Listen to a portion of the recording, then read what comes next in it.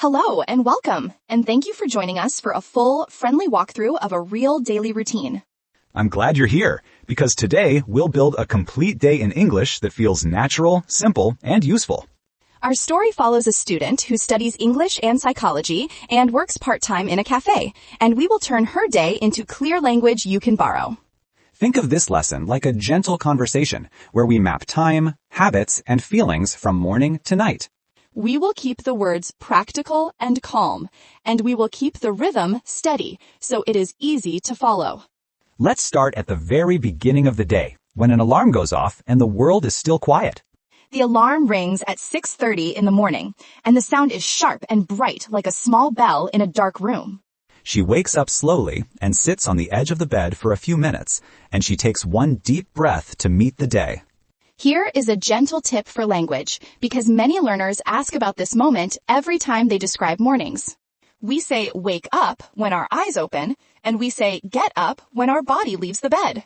So she wakes up at 6:30, and she gets up 5 minutes later when she is ready to move. She walks to the window and opens it to let the morning air come in. The sun is soft, the sky is clean, and a couple of birds are singing like tiny instruments. She says it feels peaceful, and this word peaceful is helpful because it is gentle and positive without being loud. Next, she goes to the bathroom, because this is the first small routine that makes the mind feel awake. She washes her face with cold water to bring energy to her skin and to clear the last bit of sleep from her eyes. She brushes her teeth for 2 minutes with mint toothpaste so her mouth feels fresh. Then she takes a quick shower, and the hot water feels good on her shoulders and back. She uses shampoo for her hair and soap for her body, and she keeps this part simple so mornings stay calm. She dries herself with a soft towel, and she dries her hair with a hairdryer so it does not stay wet in cooler air. When she leaves the bathroom, she returns to her room and opens the closet to choose clothes that fit the day. She has classes in the morning and a cafe shift in the late afternoon, so comfort is important. She picks a yellow shirt and blue jeans because the colors feel warm and the fit is easy for movement. She puts on red sneakers, which are good for walking and standing when the cafe is busy. She brushes her long brown hair and ties it in a ponytail so it does not fall into her face at work. She looks in the mirror and gives herself a small smile, and that smile is like a quiet promise to be steady today. Now it is time for breakfast, and breakfast is a small but loving routine that supports the whole day. She makes coffee, and the smell of fresh coffee in the morning is like a friendly signal to the brain that it is time to start. She eats 2 pieces of toast with butter and strawberry jam, and the sweet taste feels simple and happy. She adds a banana and a glass of orange juice because a little fruit brings color and energy.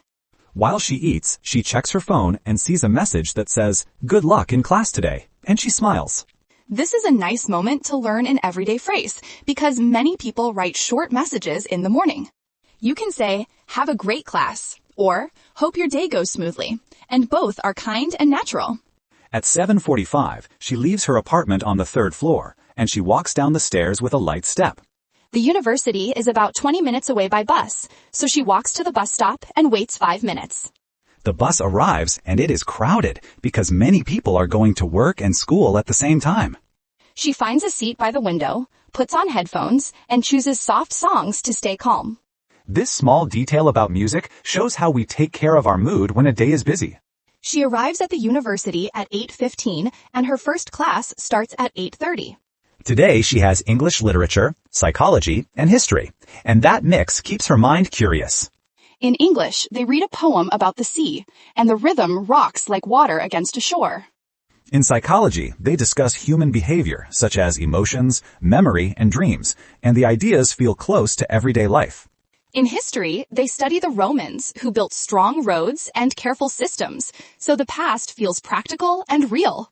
Between classes, she meets her best friend in the cafeteria, and they drink coffee and talk about small plans for the weekend. Notice how the day balances focus and friendship, because quick conversations make long days feel lighter. At 1 o'clock in the afternoon, it is lunchtime, and she is hungry after hours of study. She chooses a chicken sandwich and a green salad, and her friend picks pizza and fries, and they share apple juice. They sit outside because the weather is beautiful, and the sunshine warms their hands and faces. She says lunch costs €8, and she pays and thanks the person at the counter with a small smile. After lunch, she goes to the library to prepare for a history exam, and this is where effort and calm meet again. The library is quiet, and she finds a seat by the window where the light is gentle and steady. She reads for 2 hours, and she takes notes about important dates and events, and she tries to connect facts with causes. Sometimes studying is hard, but she reminds herself she is building her future one page at a time.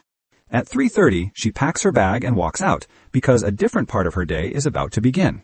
She goes to the cafe and arrives at 4 in the afternoon, and she changes into a dark blue uniform. She ties her hair back so it stays neat, and she checks the menu for any new items or specials.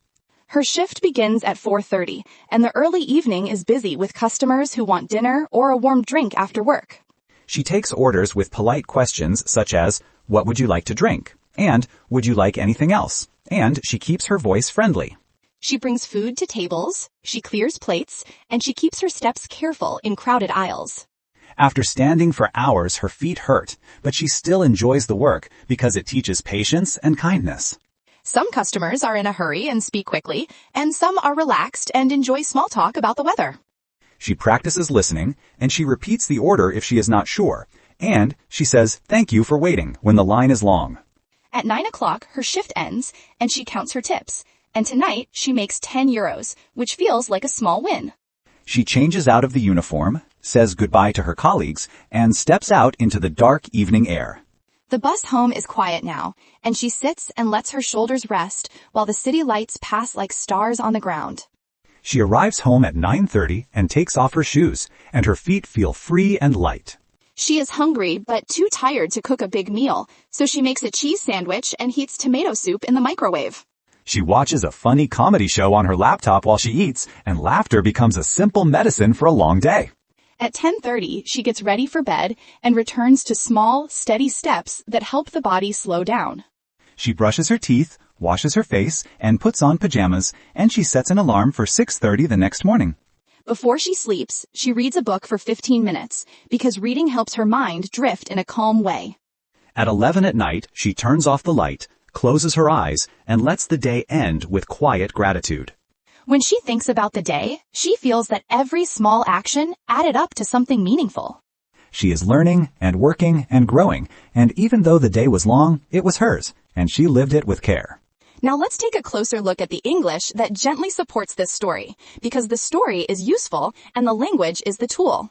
For routines, we use the present simple tense with time phrases because habits feel like regular beats in a song. You can hear it in lines like, I wake up at 6:30, and I take the bus to university, and the pattern is plain and strong. Time markers such as in the morning, at 1 o'clock, and at night keep the story on schedule. Small connectors build smooth paths between events, and you heard then, after that, so, and because doing quiet work. Words for feelings give color to the day, and we noticed tired, peaceful, hungry, calm, and interested. Polite service phrases matter at the cafe, and a friendly tone turns simple questions into warm experiences. What would you like to drink is short but kind, and can I get you anything else shows attention without pressure. Enjoy is a lovely one-word blessing when you place a plate on the table, and it makes the moment gentle. When the cafe is crowded, thanks for waiting is a bridge between stress and patience, and it respects time. Let's talk about pronunciation and clarity, because clear speech is a quiet gift to listeners. The th in bathroom and thank you asks the tongue to rest between the teeth for a soft airflow. The ed in worked is a T sound, not id, so it is worked, watched, and packed. The S at the end of birds and steps is a small wind at the end of the word, and it matters more than we think. Numbers and times can be small puzzles, so we slow down and keep them neat.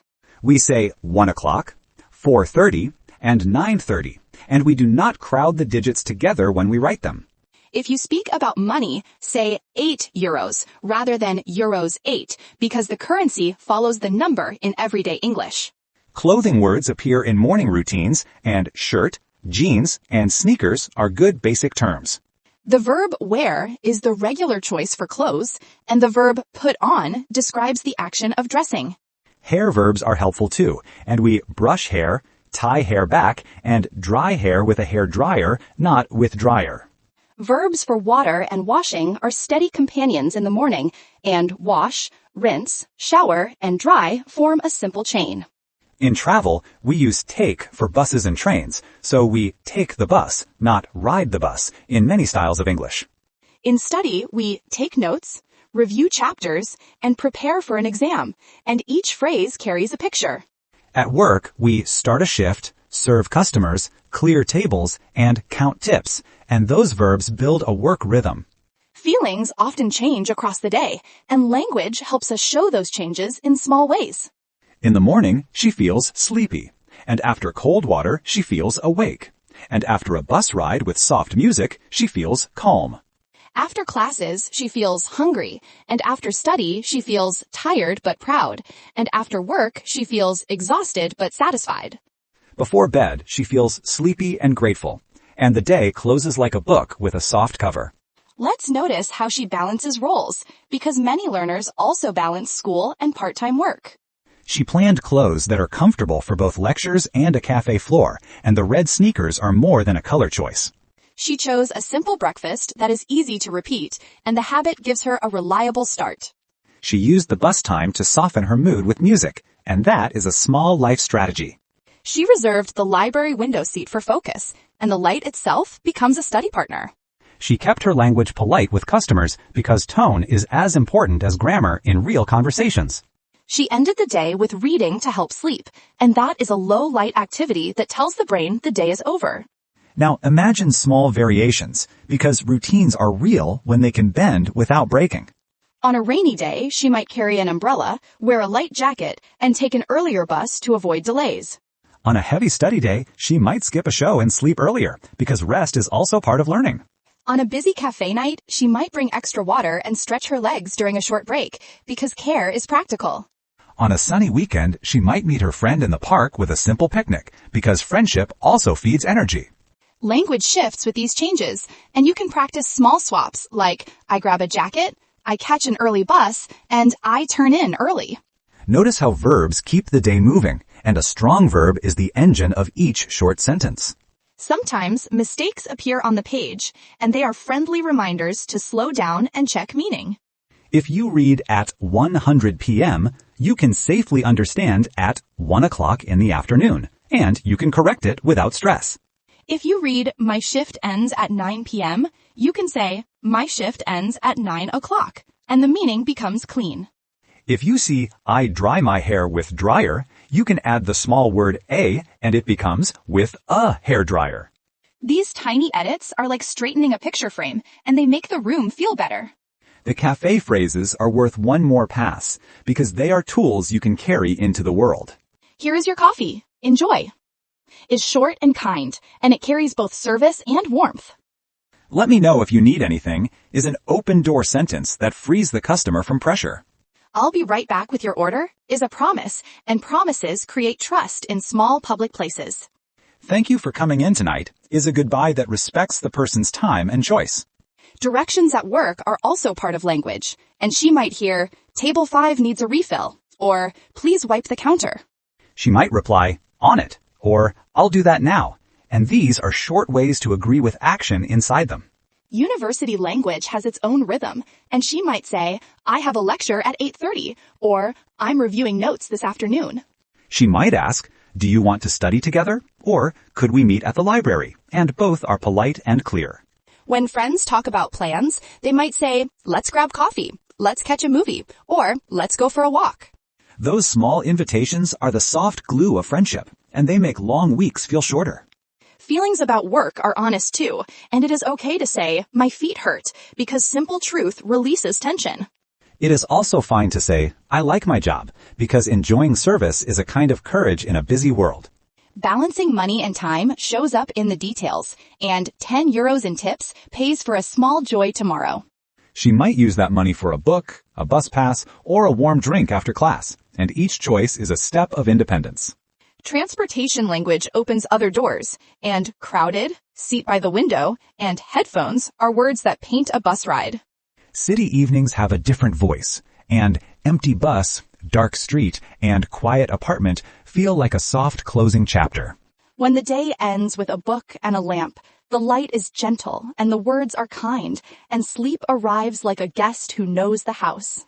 This is the full arc of a routine that belongs to a student worker, and it is full of everyday English that you can keep. If you tell your own day, you can borrow the same structure and fill it with your time and your places and your feelings. Start with a wake-up time, walk through washing and dressing, describe your breakfast, and tell us how you travel to school or work. Share 1 or 2 things you learned in class or at work, explain what you ate for lunch, and name 1 friend you met. Mention a small challenge and a small solution, because that is where language becomes useful and real. End with the evening wind down, and tell us 1 quiet thing that helps you sleep well. The beauty of routines is that they are repeatable and adaptable, and the language that describes them becomes a home you can carry. So the next time your alarm rings, you already have words ready to meet the day. You have verbs to move you, time markers to guide you, and feelings to color the path between breakfast and bedtime. Thank you for spending this time with us and for listening with patience and curiosity. Keep your words simple and your tone kind, and your English will grow in the same steady way this day unfolded. From our studio to your morning table, we wish you a peaceful start and a calm finish. Take good care, keep learning, and have a beautiful night or a bright morning wherever you are.